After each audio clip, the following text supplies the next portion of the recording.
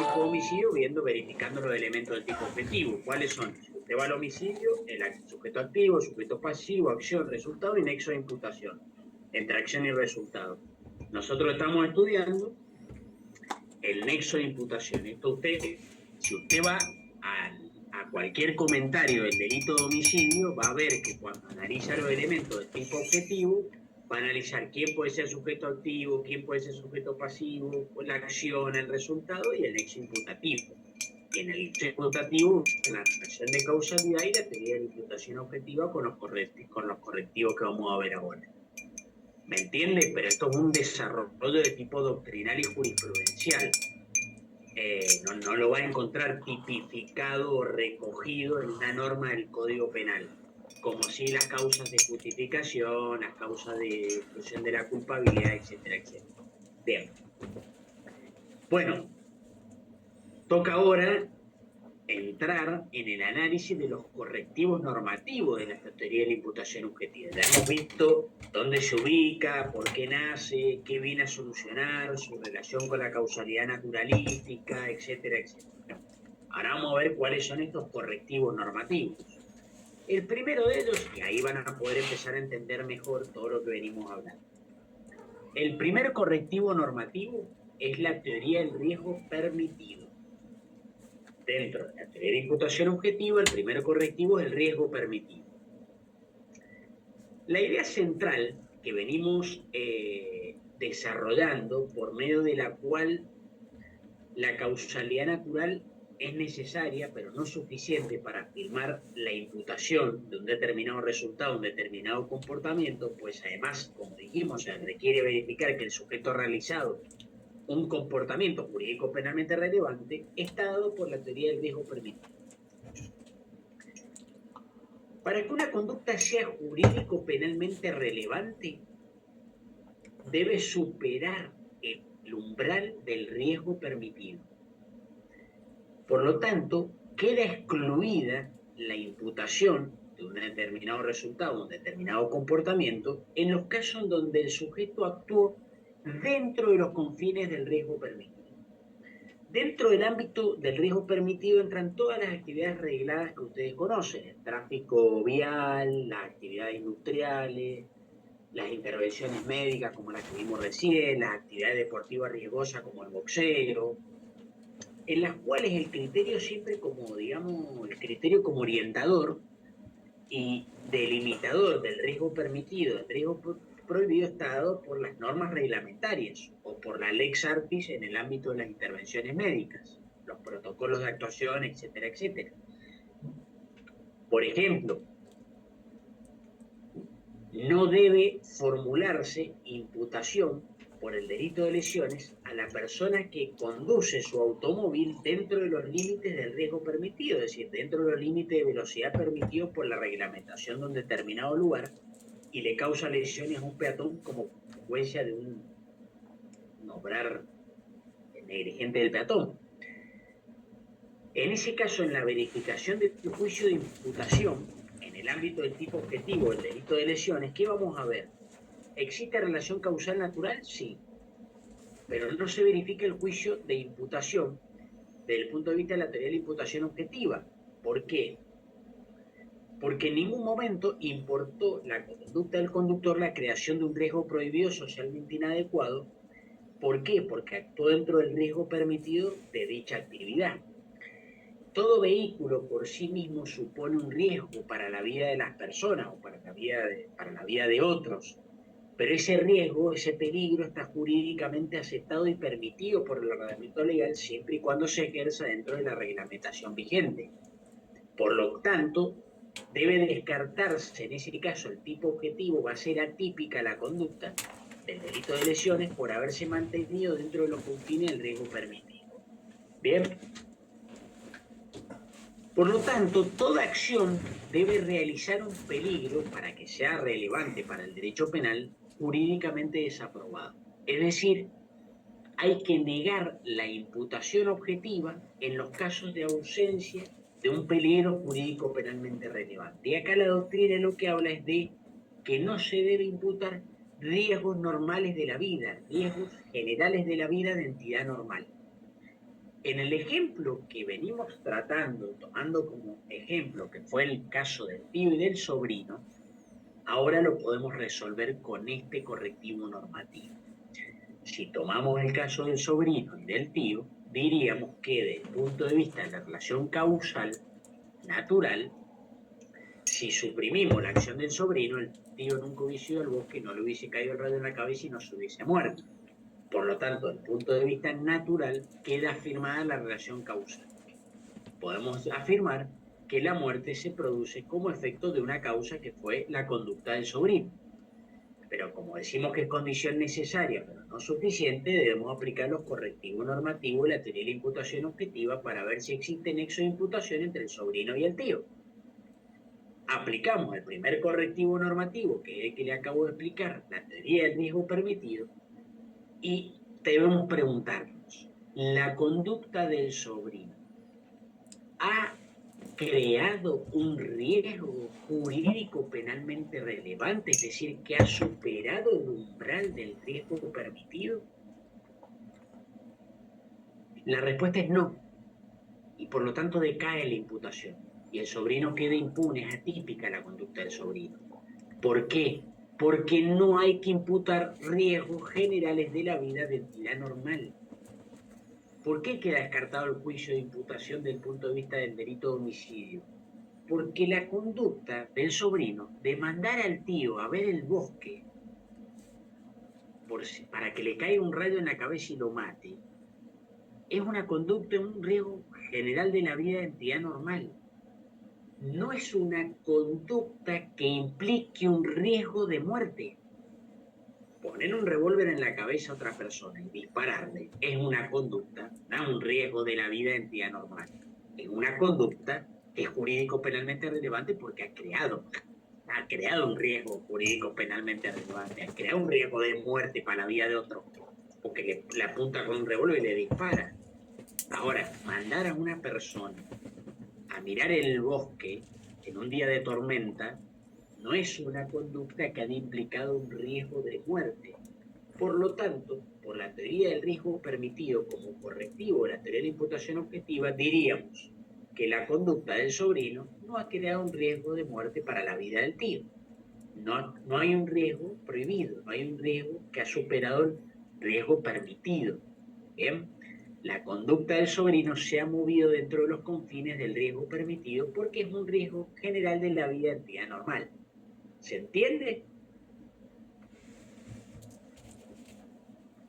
Dentro de esta teoría del riesgo, no solamente exige que la conducta haya creado un riesgo jurídico penalmente relevante, es decir, que haya superado el umbral del riesgo permitido. Exige también este correctivo normativo que esa conducta no solo haya creado un riesgo, sino que haya aumentado el riesgo para el bien jurídico. Por lo tanto, son solo jurídico penalmente relevantes las acciones que aumentan el peligro, lo que deba descartar la imputación cuando la acción disminuyó o sustituyó ese peligro por otro. Les pongo un caso, el ejemplo de Roxil, del bombero. Hay un incendio en un segundo piso, un bombero ingresa para rescatar a una persona, la persona está en la ventana, el fuego sigue avanzando y esa persona se va a morir quemada producto del fuego. Y el bombero, para evitar que esa persona muera quemada, la empuja por la ventana, cae al suelo y se quiebra. Se quiebra el brazo y la pierna. Esa persona denuncia al bombero, por ejemplo, y un fiscal acoge la denuncia por el delito de lesiones. Ustedes como defensores del bombero, ¿qué dirían? Mire, desde el punto de vista de la relación causal natural, si el bombero no lo hubiese empujado, la persona no se hubiese quebrado, es causa del resultado. Pero desde el punto avanzando en la teoría de la imputación objetiva, no podemos atribuirle el delito de lesiones al bombero. ¿Por qué? Porque aplicando la teoría de la imputación objetiva diríamos que ese comportamiento, diríamos que ese resultado no puede ser atribuido al bombero porque el bombero no aumentó un riesgo con su conducta, sino que lo disminuyó. Disminuyó un riesgo, es decir, sustituyó un daño que amenaza producirse, que era la muerte de esa persona, por otro menor, que quede lesionada. Lo que hizo el bombero fue sustituir un riesgo de muerte por una lesión. De manera que no aumentó el riesgo con su conducta, sino que lo disminuyó. ¿Se entiende? Otro caso es cuando una persona, por ejemplo, ingresa al hospital con un accidente muy grave, de un estado de gravedad muy elevado, y está inconsciente y no tiene ningún familiar. Y el médico tiene que proceder a cortarle la pierna, si no la persona se muere. Le amputa una pierna para salvar su vida. La persona, cuando se despierta, lo denuncia al médico porque no ha habido ningún consentimiento por parte de él. Bueno, este caso es similar. La conducta del médico, ustedes podrían defender al médico diciendo que con su comportamiento no aumentó un riesgo, sino que lo sustituyó por otro de menor entidad. Le causé una lesión, le amputé una pierna para salvarle la vida. ¿Bien? Acá también la doctrina soluciona estos casos excluyendo la tipicidad por consentimiento tácito o causa de la tipicidad, que también es dado por un sector de la doctrina el consentimiento tácito cuando favorece el bien jurídico protegido como causa de exclusión de la tipicidad. Otro de los parámetros dentro de esta teoría del riesgo permitido como correctivo normativo es que son solo jurídico-penalmente relevantes las acciones que perjudiquen la situación del bien jurídico, lo que supone que vamos a descartar la imputación cuando la acción no beneficia. Les pongo un ejemplo.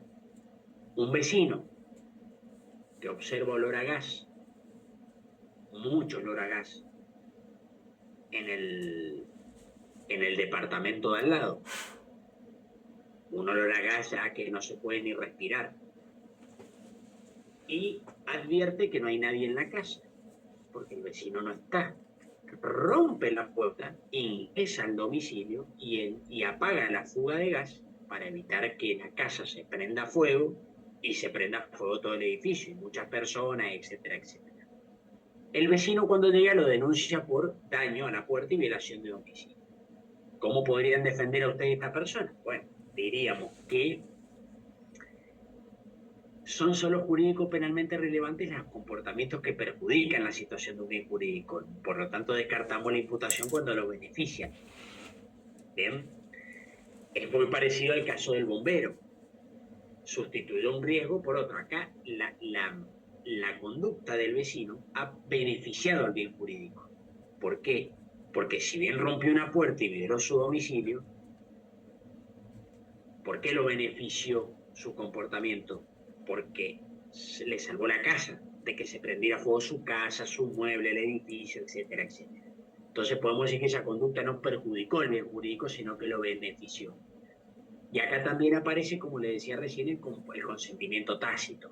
Se estima que hay un consentimiento tácito por parte del vecino para ingresar a la casa como causal de exclusión de la tipicidad. Bien. Aquí, en estos casos que les vengo explicando, el del bombero, el del vecino, el del médico, aquí podemos advertir lo que les decía más temprano, que la incorporación de estos criterios, de estos correctivos normativos, de estas pautas, permiten anticipar soluciones. ¿Por qué?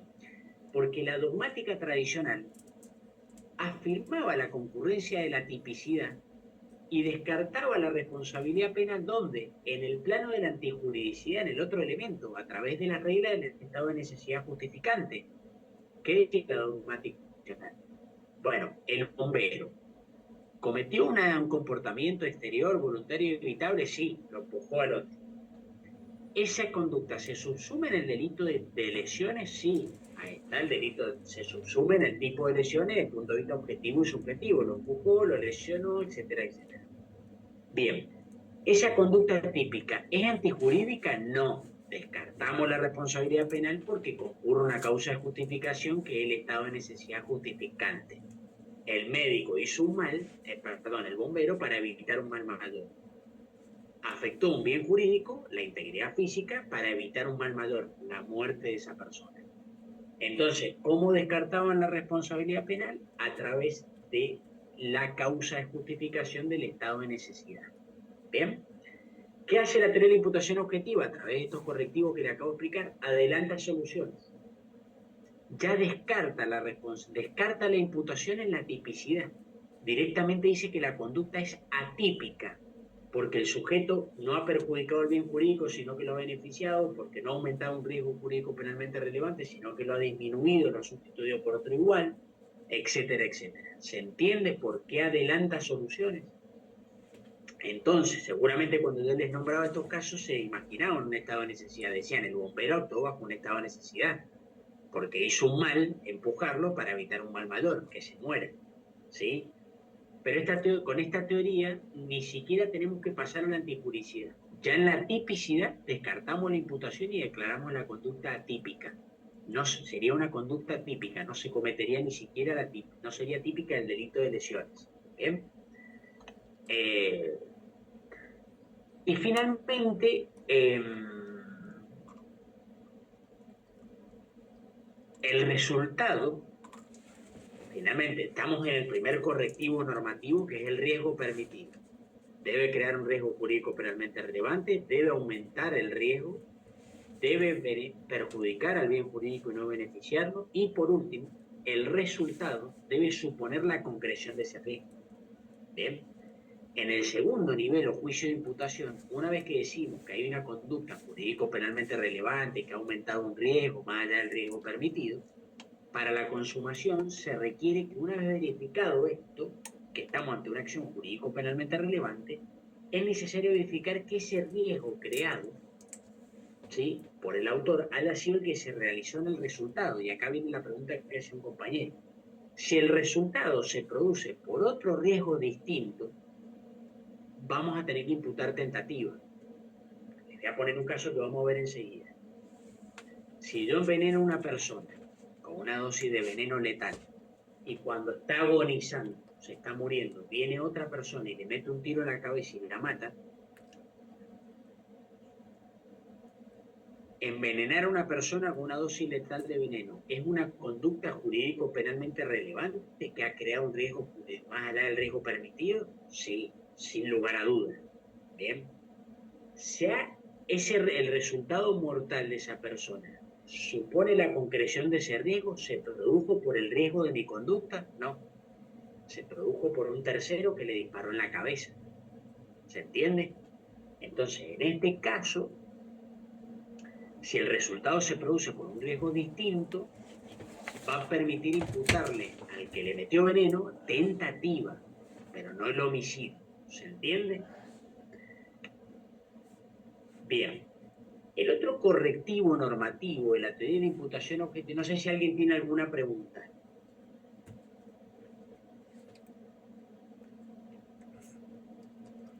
¿Alguien no entendió algo? ¿Estamos bien? Doctor, una consulta. Entonces, el segundo correctivo haría referencia más que todo a una teoría finalista del hecho penal, ¿verdad? Estamos todavía en un correctivo, que es la teoría del riesgo permitido. No hemos pasado a otro. Dentro del riesgo permitido hemos visto todo esto que les expliqué. No sé a qué se refiere particularmente. Doctor, me refería al que lo que nos decía de que el riesgo creado debe o no necesariamente afecta en el resultado, con el ejemplo que nos daba de que una persona envenena a otra, pero viene otra y De que el le da un resultado tiro. debe ser consecuencia, digamos, de la concreción de ese riesgo. Esto es pero casi similar a lo que estudiamos en cuanto a la teoría finalista, ¿verdad, doctor?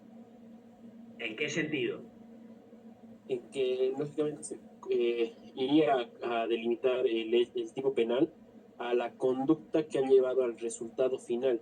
por ejemplo, en este caso no podríamos delimitar que la persona que ha dado el veneno tenga la culpa de la persona o se le impute por el delito de homicidio cuando el hecho final que ha terminado con esta acción típica ha sido el disparo en la cabeza. Bien, ya le entendí. Sí, de esa perspectiva sí. Se vincula con la acción final del finalista. Perfecto, gracias. No por nada. Desde el segundo correctivo normativo, la teoría de la imputación objetiva, es el ámbito de protección de la norma. Ámbito de protección de la norma. La norma penal, por ejemplo, tomen el homicidio con delito de lesiones, solo prohíbe acciones que representen un peligro para el bien jurídico que protegen, la vida, la integridad física. Y este es un criterio que nos va a conducir a descartar la imputación cuando el resultado caiga fuera del ámbito de protección de la norma. Les pongo un ejemplo. La muerte del herido de un incendio en un hospital, el caso que les ponía más temprano, yo le doy un golpe en la cara a una persona y lo lesiono. Viene una ambulancia y lo busca y lo lleva al hospital. Y en el hospital se muere como producto de un incendio. La muerte esa no puede ser atribuida al autor de la lesión que motivó la internación de esa persona, porque la norma penal del homicidio, el delito de homicidio, solo prohíbe acciones que representen un peligro para la vida de esa persona. Golpear con la cara a una persona no representa un riesgo de muerte para esa persona, ¿sí? Sino un riesgo de lesión. De manera que ese resultado va a caer fuera del ámbito de protección de la norma, ¿sí? Se le podrá atribuir el delito de lesiones, pero no el delito de homicidio. El otro correctivo normativo es que, seguramente lo han escuchado hablar mucho, es la prohibición de regreso. La prohibición de regreso. Es un correctivo de suma utilidad que nos proporciona la teoría de la imputación objetiva. ¿Por qué? Porque tiende a corregir soluciones erróneas a las que llega la aplicación de la teoría de la conditio sine qua non que vimos más temprano. Porque limita la imputación de un determinado resultado en los casos en que el comportamiento está conectado causalmente desde el punto de vista natural con el resultado, pero que se considere relevante para el derecho penal desde el punto de vista normativo. Es decir, decae la imputación cuando el resultado es obra de un tercero o de la propia víctima, salvo que el sujeto se encuentre en posición de garante respecto de la protección del bien jurídico. Les pongo dos ejemplos para que lo entiendan, para que se entienda.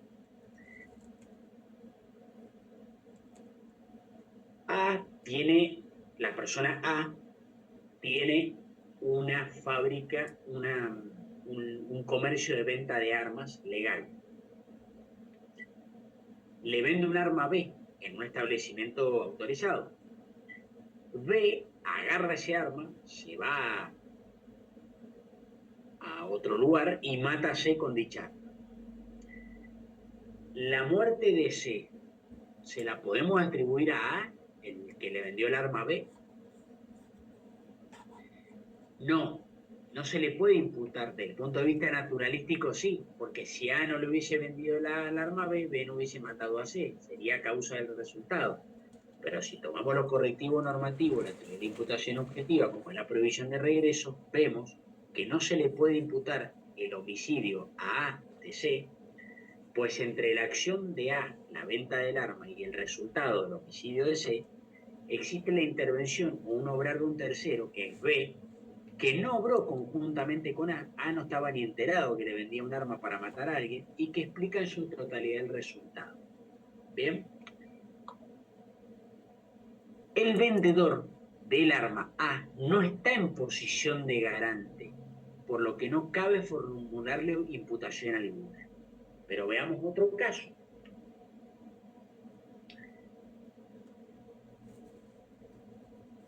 Un guardia de seguridad que es contratado específicamente para resguardar la seguridad de una casa y de una persona, se embriaga una noche en la puerta de la casa se embriaga y queda en un estado de inconsciencia tal que se queda dormido. Bien,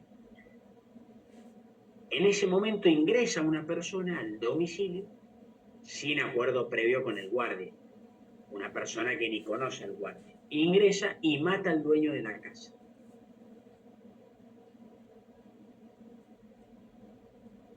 ¿Podemos atribuirle el homicidio al guardia?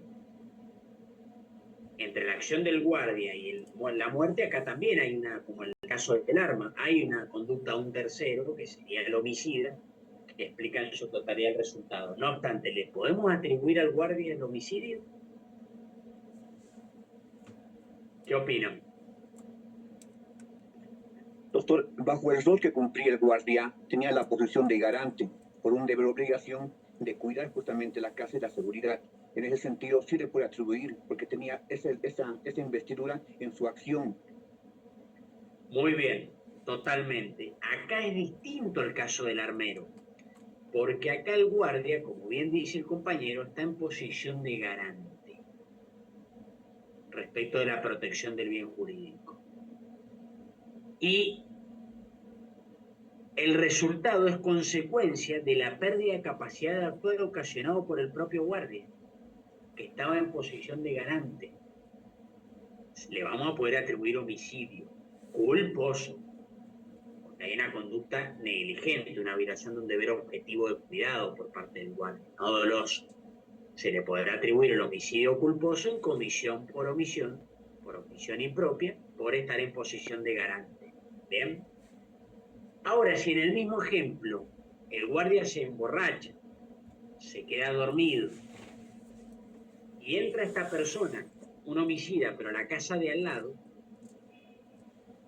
y el guardia no pudo dar aviso a la autoridad porque estaba dormido, lo que hubiese impedido que mataran al vecino, acá la situación es distinta porque no hay posición de garante. El guardia está en posición de garante respecto de la casa que cuida, no de la casa del vecino.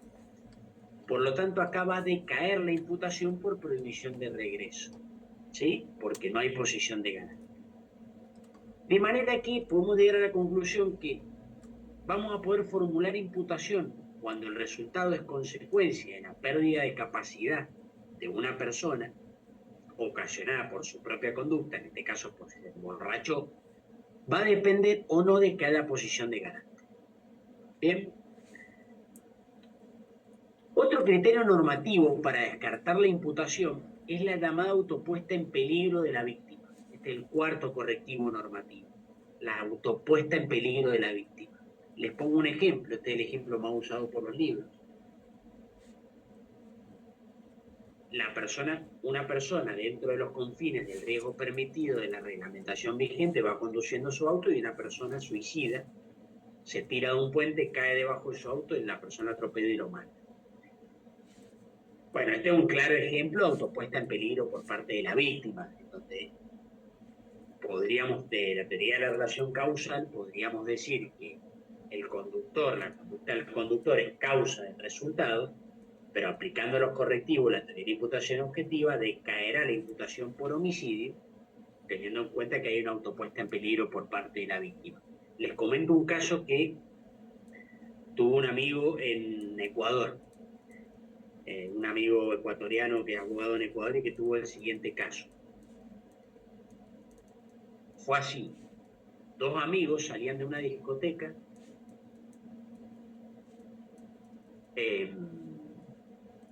y el conductor, el dueño del vehículo, el conductor estaba en un estado de embriaguez muy alto, estaba muy alcoholizado, al punto que le costaba caminar y llegar al vehículo. Y el otro amigo, el acompañante, lo notaba eso, advirtió la situación. Hasta en algún momento le ofreció manejar, el otro le dijo que no, bueno, se subió al auto el acompañante. A las pocas cuadras tienen un accidente de auto y el acompañante muere. El acompañante muere. Hay testigos hay testigos que refieren que la persona no podía ni caminar, que el otro chico le ofreció manejar y que no obstante que le dijo que no, se subió al auto igual el acompañante. La cuestión es que el acompañante se fue. Y se planteó el tema de, bueno, la imputación del homicidio, ya sea culposo por dolo eventual al conductor, y se planteó el tema de la autopuesta en peligro de la víctima. Es decir, si vos ves que la persona no puede ni caminar, si vos ves que la persona menos puede manejar, si hasta le ofreciste manejar el auto y te dijo que no, en vez de tomarte un taxi o no subirte al auto, te subiste igual al auto, la pregunta que giró en ese caso es si no había una autopuesta en peligro por parte del acompañante, que tenía pleno conocimiento de la situación de riesgo a la que se sometía y no obstante igual se sometió.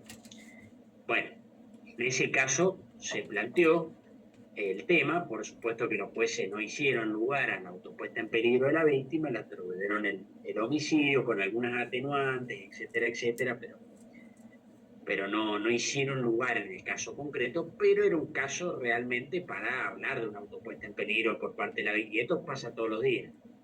A la salida de las discotecas pasa todos los días. Más de uno se sube a un auto sabiendo que el que maneja no puede ni decir hola. Y a uno asume el riesgo y se sube al auto. Y después pasa esto y bueno, acá se plantea el tema de la autopuesta en peligro por parte de la víctima. Les pongo otro caso, a ver qué opinan. A tiene relaciones sexuales con B. A padece una enfermedad de transmisión sexual, HIV, situación que se la oculta a B. Se la oculta a B. B acepta tener relaciones sexuales con A sin protección. B se contagia de HIV y la pregunta es si hay imputación por el delito de lesiones. En Argentina eso serían unas lesiones agravadas, gravísimas. La pregunta es, ¿hay imputación por el delito de lesiones o no? ¿Qué opinan ustedes? ¿O hay una autopuesta en peligro por parte de la víctima? En este caso, querido doctor, en realidad no habría, en realidad, autopuesta en peligro por el desconocimiento de la transmisión sexual que la compañera tendría, ¿verdad? Muy bien, es así. Acá no decae la imputación por lesiones, por autopuesta en peligro, acá no funciona el correctivo normativo de la teoría de la imputación objetiva y se le va a imputar el delito de lesiones porque, como bien dice usted, la víctima desconocía al riesgo que se ponía. O sea, si la víctima desconoce el peligro que se expone o se obra engañada, como en este caso, no funciona el correctivo normativo de la teoría de la imputación objetiva. Para que funcione la autopuesta en peligro de la víctima, tiene que haber un deber de advertencia, dice la doctrina. Tiene que haber conocimiento del riesgo. Sería el caso en donde A le dice a B, mira B, yo tengo HIV, una enfermedad de transmisión sexual. Si vos querés, tenemos relaciones sexuales sin protección. Si no, no. Si B le dice conocimiento, teniendo conocimiento de la situación de riesgo y echa la advertencia por A, si B le dice no me importa, tengamos relaciones sexuales igual y se contagia HIV, claramente podríamos hablar de un escenario de autopuesta en peligro de la víctima como correctivo normativo de la teoría de imputación objetiva que haría decaer la imputación de A por el delito de lesiones. ¿Se entiende? Doctor, una pregunta, por favor. Sí, sí. En un caso en Perú, cuyo abogado defensor era el doctor César Nakazaki, de una corredora olímpica, si no me equivoco, que la arrollaron.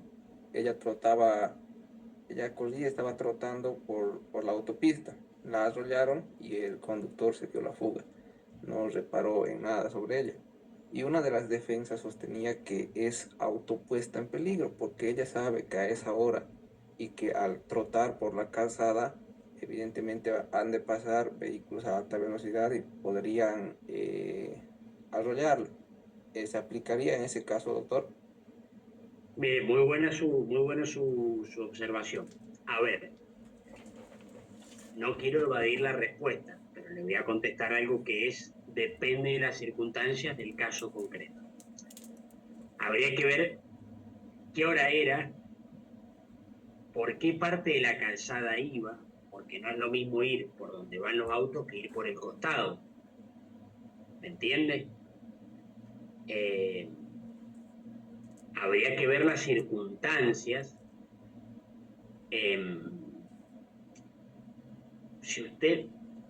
Yo de entrada le diría que no lo veo como una auto puesta en peligro.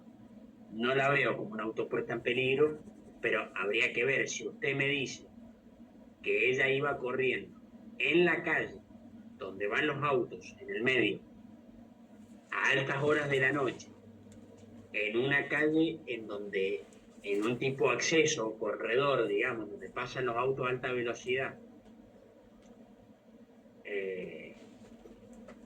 y sin ningún tipo de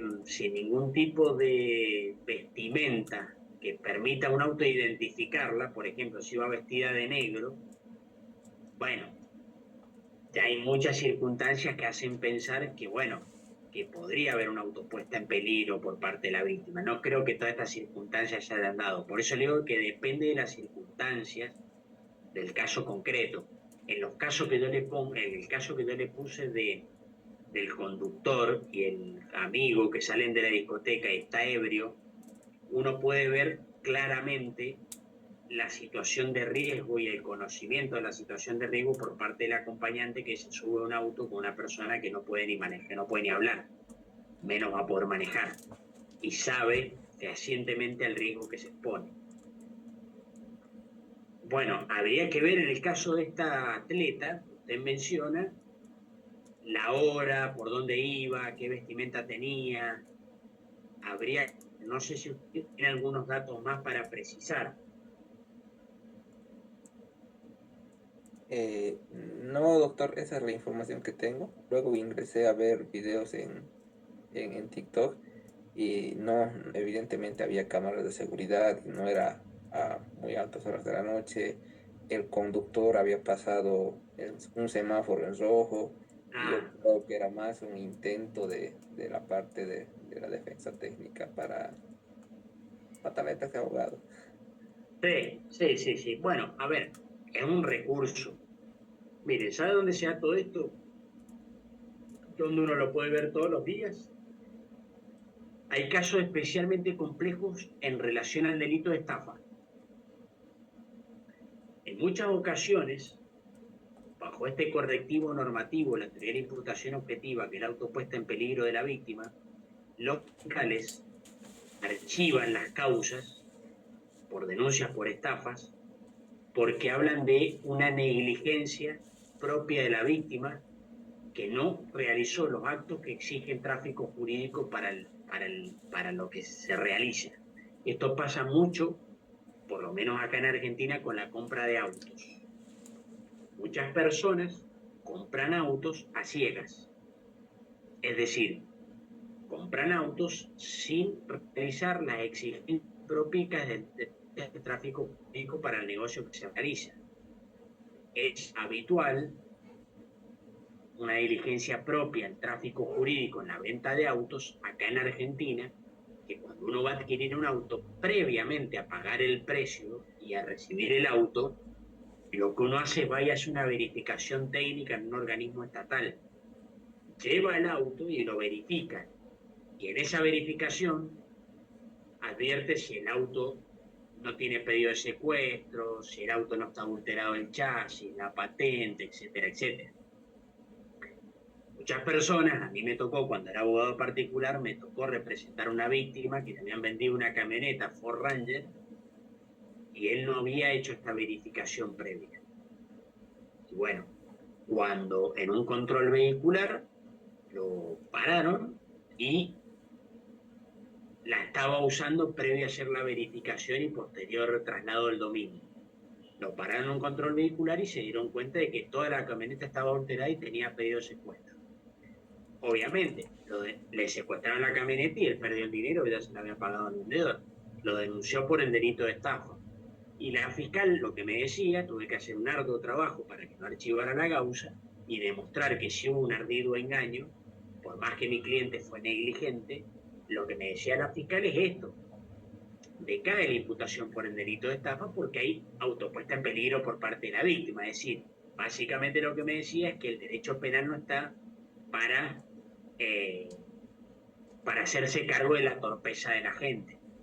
Es decir, que la víctima no había sido negligente, no había realizado los actos que el negocio jurídico requería y por lo tanto no se le podía atribuir el delito de estafa a la otra persona.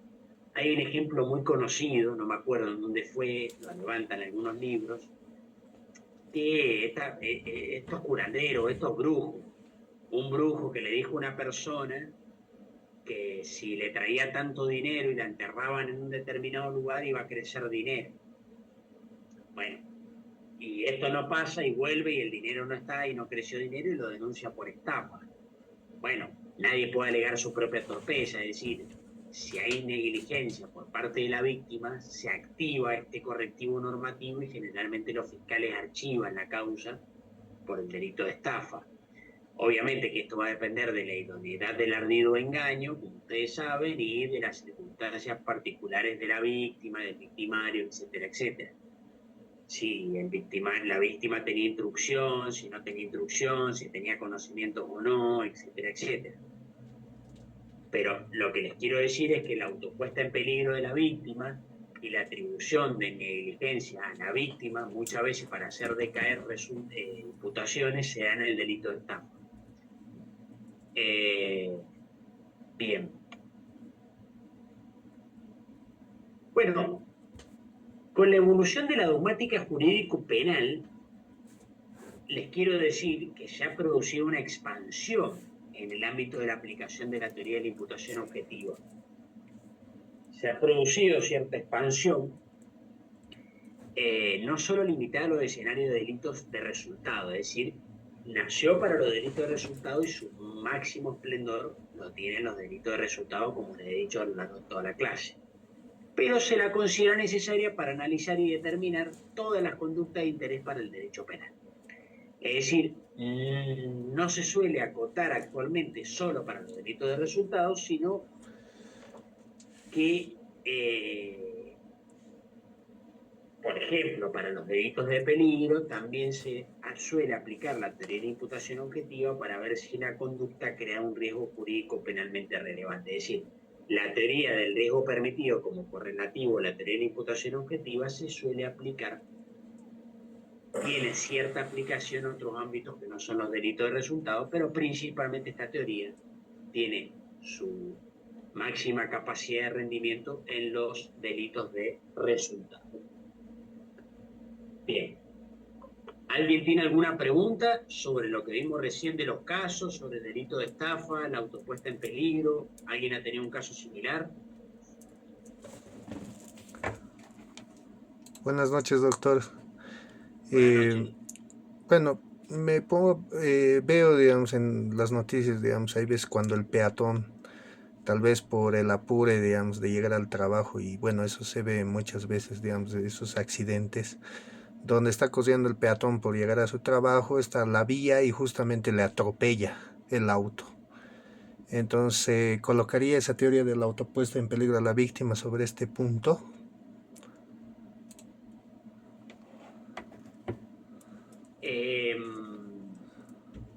Perdón, que se llegó medio cortado. ¿El peatón por dónde va?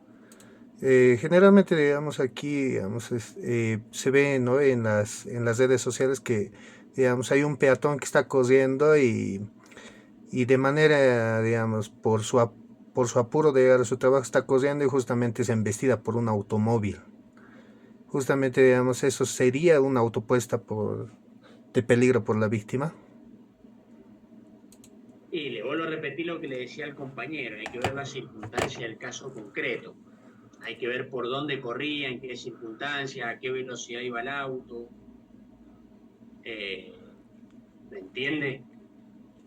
Habría todo esto, la autopuesta en peligro de la víctima es muy difícil de aplicar y de comprobar en el caso concreto. No es sencillo. Generalmente es para casos en donde la autopuesta en peligro de la víctima es como muy obvia, como el caso del suicida, que se tira arriba a un auto. ¿Bien? En los otros casos un poquito más complejo, pero existen casos. Habría que ver, como le dije recién al compañero, habría que ver en qué contexto sale corriendo, por dónde sale corriendo, a qué velocidad venía el conductor. ¿Me entiende? Sí, doctor, muchas gracias. No, por nada. Pero sí, en principio, si el conductor venía a una velocidad reglamentaria, sin ninguna violación de ninguna norma, y la otra persona aparece de sorpresa en un lugar donde no podía ir corriendo, etcétera, etcétera, y bueno, podríamos asemejarlo en algunas cosas al caso del suicida, ¿me entiende?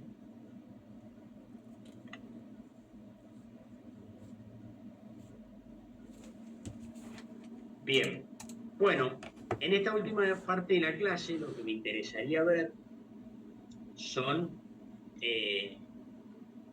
lo que me interesaría hacer algunos análisis de casos que la doctrina trabaja como casos problemáticos dentro de la teoría de la imputación objetiva. El primero de ellos es a ver, para retomar un poco, ya hemos adelantado que en el marco de los delitos de resultado, en el segundo nivel de imputación, o el segundo nivel o juicio de imputación, para la consumación, para la realización del tipo objetivo, se requiere que una vez verificado que estamos ante una acción jurídico penalmente relevante, dijimos que tenemos que analizar y verificar que el riesgo creado por el autor haya sido el que se concretó en el resultado. Y dijimos que si el resultado se produce por otro riesgo distinto, permitiría imputar no al delito consumado, sino a la tentativa. ¿Bien? Bueno, en este contexto se presentan muchos problemas de interrupción de los nexos causales, que algo ya hemos visto, y otros problemas en donde confluyen riesgos, o sea, donde hay riesgos concurrentes. Bien. El primero de los casos que analiza la doctrina, entre varios, son los cursos causales hipotéticos y la causalidad de reemplazo, que ya vimos recién el ejemplo. Pero ahora lo vamos a analizar con más detenimiento. Esto se llama cursos causales hipotéticos y causalidad de reemplazo. Bien. El caso que les puse recién es A envenena a B con una dosis letal de veneno y antes de morir C le dispara a B en la cabeza y lo mata.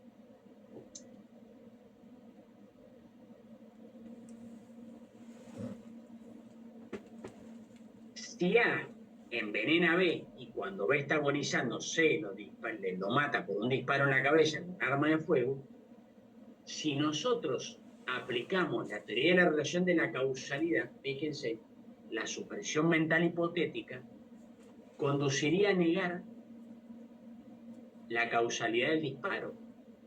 Haría decaer la imputación de C, el que le disparó. Porque si suprimimos mentalmente el disparo, la acción de C, el resultado de la muerte de B igual se hubiera producido como efecto del envenenamiento. O sea, llegaríamos al error de decir que el disparo no fue causa del resultado. Porque si suprimimos el disparo, igual se hubiese muerto. ¿Se entiende? Fíjense los inconvenientes que tiene esta teoría de la relación causal. Ahora bien, es incorrecto objetar, digamos, la consumación del homicidio por parte del autor del disparo, predicando que el autor igualmente hubiese muerto como consecuencia del envenenamiento. El resultado mortal no fue consecuencia del envenenamiento. Fue por la segunda acción, no por la de A, el envenenamiento, sino por la de C. De manera que el resultado correcto sería, tomando esta causalidad de reemplazo, atribuirle al A el homicidio tentado y a C el homicidio consumado. Al autor del disparo se le tiene que imputar como obra suya el resultado de la muerte, el resultado causado, aun cuando puede afirmarse que el mismo resultado se hubiese producido si no le disparaba por la acción de reemplazo que es el envenenamiento de A. ¿Qué dice Roxin? Roxin dice que la incidencia en un curso causal no depende de la lógica ni de las ciencias naturales, como en este caso, sino que lo que debe permitir de alguna manera decidir cuándo ha sido una causa jurídico-penalmente relevante es la valoración político-criminal. Y desde el punto de vista político-criminal, lo que dice Roxin es que no podría dejar de considerarse que C consumó el homicidio, el autor del disparo, porque sería intolerable para el orden jurídico que C no tenga una sanción. No podemos decir que desde el punto de vista causal C, que B hubiese muerto igual por el envenenamiento aunque C no disparara. Lo que dice Roxin es, no me importa el curso causal desde el punto de vista natural, sino que lo que me importa es una valoración que tenemos que hacer desde el punto de vista político-criminal.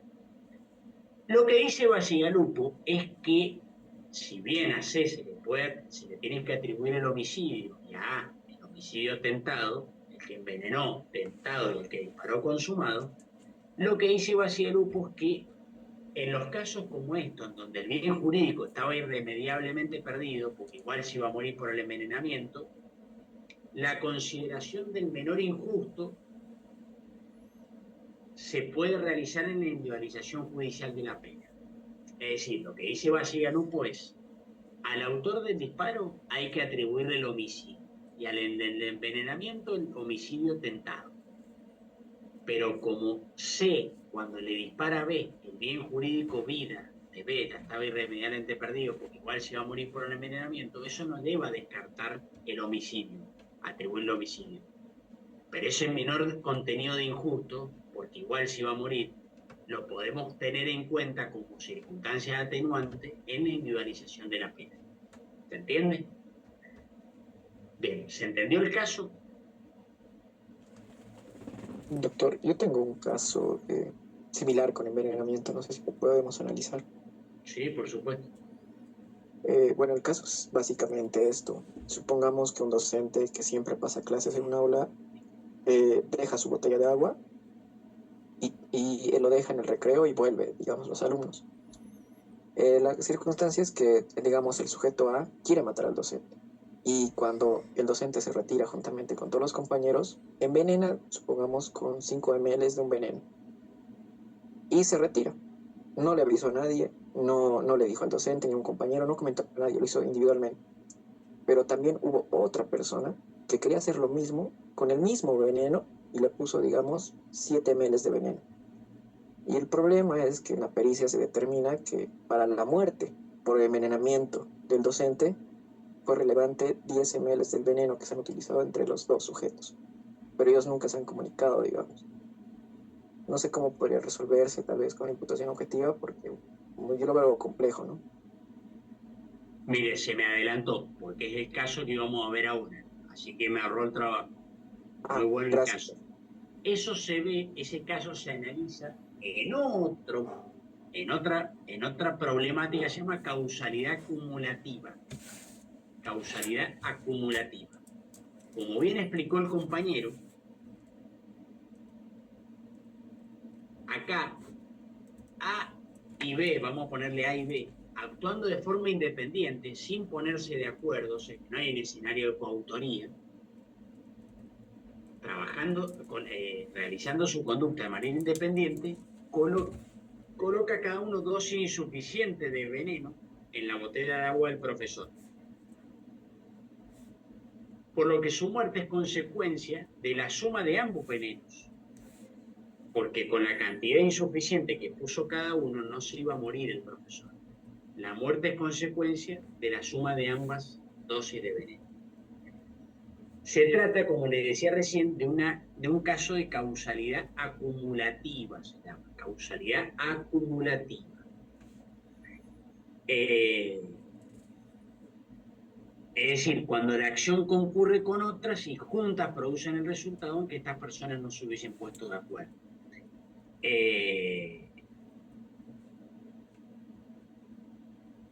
Miren, acá hay dos soluciones.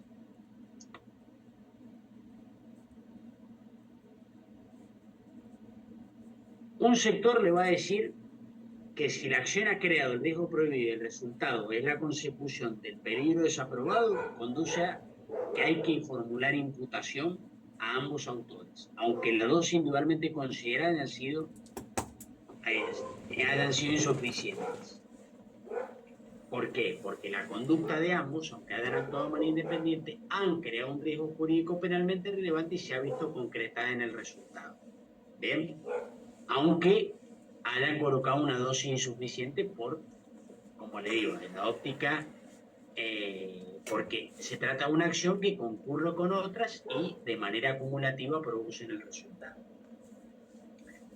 Otros le van a decir de que no se trata de un escenario de coautoría, porque no actuaron bajo un plan común, sino de manera independiente. De manera que son autores individuales, uno del otro. Entonces podríamos llegar a decir que la acción de cada uno de ellos, tomada, analizada individualmente,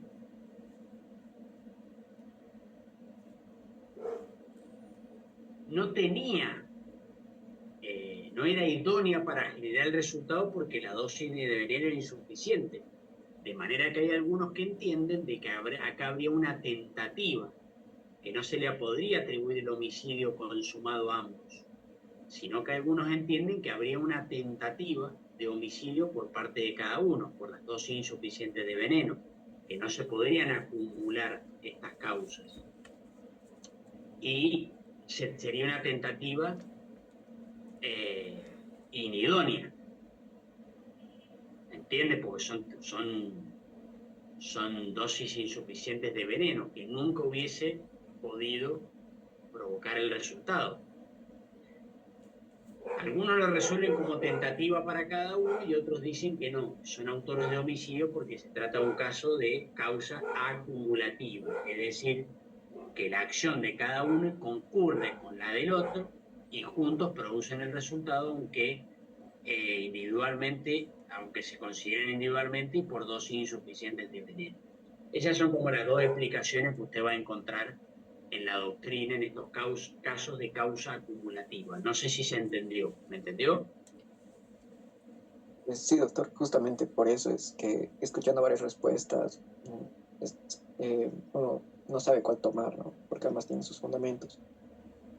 Mire, yo creo que ambas tienen su fundamento, lo que consideran que es una causalidad acumulativa y por lo tanto, aunque hayan actuado individualmente y no en conjunto, sus dosis sean insuficientes, debe atribuirse el homicidio de los dos, y los que lo analizan como comportamientos totalmente aislados e independientes y le atribuyen tentativa a cada uno. En ambos casos, distinto es si se hubiesen puesto de acuerdo. Si se ponen de acuerdo y le dicen, vos a las 5 de la tarde me das tanto veneno, a las 7 de la tarde me doy el otro tanto, entre los dos lo matamos, para evitar sospecha, evidencia, etcétera, etcétera, lo hacemos de esta manera y se muere, ahí no hay duda que se le aplica, se le atribuye, se lo imputa por homicidio a ambos en grado con carácter de coautores, en grado de coautoría, ¿sí? Porque hay un plan común, un aporte esencial y en fase ejecutiva por parte de los dos. El problema es cuando actúan de manera independiente, por separado, de forma individual. Ese es el problema que tiene el caso. Si actúan de manera conjunta, no hay duda que es un homicidio de ambos como coautores, sin coautoría. Bien, y otro de los casos que me interesa compartir con ustedes, seguramente después van a profundizar todos estos estos cursos causales irregulares, las interrupciones de cursos causales, hay un montón de esto en la doctrina, lo van a seguramente a profundizar un poco más con Marcelo, que sabe mucho también del tema, y sobre todo la casuística, es lo que denomina la doctrina la causalidad de sorpresa, la causalidad sorpresiva. Acá suele poner la doctrina, como ejemplo también el caso del sobrino y del tío, pero pone un ejemplo que para mí me parece más preciso, que se denomina el caso del envío de la carta. Es decir, cuando una persona, sabiendo o no, pero pongámosle que sabiendo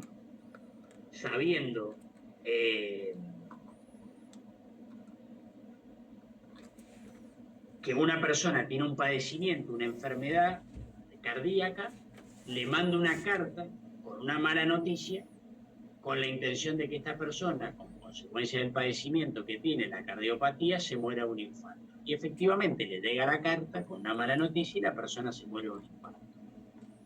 Esto es lo que denomina la doctrina como causalidad sorpresiva.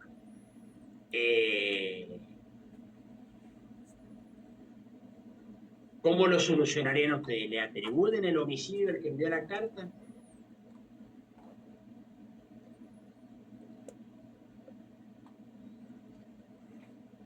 ¿Qué opinan?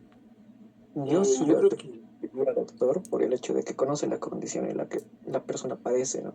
Y se aprovecha de esa para llegar a consumar, digamos, el objetivo que tiene, tal vez aprovecharse una herencia o algo así, porque sería como un ejemplo similar a que yo sé, digamos, de una persona es alérgica a tal cosa y coloco tal cosa para que le dé un ataque de alergia.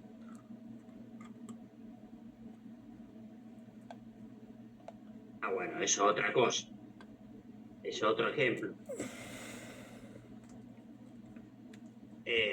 ¿Qué opinan los demás? Yo creo que no, doctor, porque en ese sentido el tema de compartir una mala noticia puede ser, yo no sé, el fallecimiento de una persona a una persona que tiene una cardiopatía. Yo no sé qué tan mal va a llegar a tomar esta persona por más de que yo conozca la situación de esta persona. Yo no soy capaz de determinar que esa noticia realmente puede causar el fallecimiento de esta persona. Así que yo no consideraría que este tema sea un tema imputable o por lo menos una causa en el cual se tenga que subsumir o se tenga que buscar la determinación de un presunto delito contra una persona que ha compartido una noticia con otra y esa noticia ha causado la muerte de la persona con afección cardíaca, ¿no? Bien. Bueno, miren, ambas respuestas tienen sus fundamentos. La solución más seguida en la doctrina es aquella que propicia una solución idéntica a la del sobrino y del tío. Es decir, que decae la imputación, que no se le puede atribuir el homicidio al que mandó la carta, sería típica la conducta, porque la conducta del que envía la carta no ha creado un riesgo jurídico penalmente relevante, es decir, entiende que un riesgo general de la vida, de entidad normal, como el tío que manda el sobrino que manda al tío a ver al parque, es decir, son conductas que no entrañan un riesgo a la vida de la persona, un riesgo de muerte en sí. No es lo mismo enviarle a una persona una bomba o sacarle un arma y dispararle en la cabeza, que sería un riesgo de muerte para la vida de otra persona y no sería un riesgo general de la vida, entidad normal, que enviarle una carta con una mala noticia que dice que no sé, que tal dinero que tenía ya no lo tiene más para que le dé un infarto y se muere. Uno es un riesgo general de entidad normal, cotidiano, y otro que no entraña un riesgo de muerte para la persona, como el del sobrino que manda al tío al parque, al bosque, a la tormenta para que le caiga un rayo en la cabeza. Esa es la solución que propicia la doctrina. ¿Bien? Bien. ¿Alguna otra pregunta? ¿Alguien tiene alguna pregunta? ¿Algo que no haya entendido?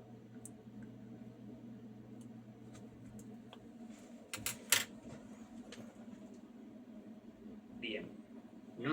Hay una compañera me pregunta en el chat de qué libros les recomiendo para estudiar con mayor profundidad respecto a la imputación. Bueno, también se lo pueden preguntar al profesor Marcelo Parma, que es el titular del módulo, le pueden preguntar a él por bibliografía, pero yo les contesto también. Miren, de imputación objetiva se ha escrito mucho, en cualquier libro de parte general van a encontrar bien explicado el tema. Yo les recomiendo siempre los clásicos, Roxin y Jacobs. Yo les dejé en mi aula virtual de mi módulo, yo les dejé el libro de parte general de Roxin digitalizado. En Roxin van a encontrar la teoría de la imputación objetiva. Hay libros específicos de Roxin y de Jacobs sobre teoría de la imputación objetiva. Seguramente deben estar digitalizados y subidos a internet. Si ustedes ponen teoría de la imputación objetiva en derecho penal, hay un libro de hecho que se llama La imputación objetiva, teoría de la imputación objetiva en derecho penal, que es de Roxin, que es muy bueno. Son libros que seguramente los van a encontrar digitalizados y subidos por alguien en la web. Así que si los buscan, pero cualquier libro de parte general de Roxin, Jacobs, Basigarupo, van a encontrar trabajado, Muñoz Conde, van a encontrar bien trabajado este tema. Y también libros específicos de imputación objetiva que hay, escritos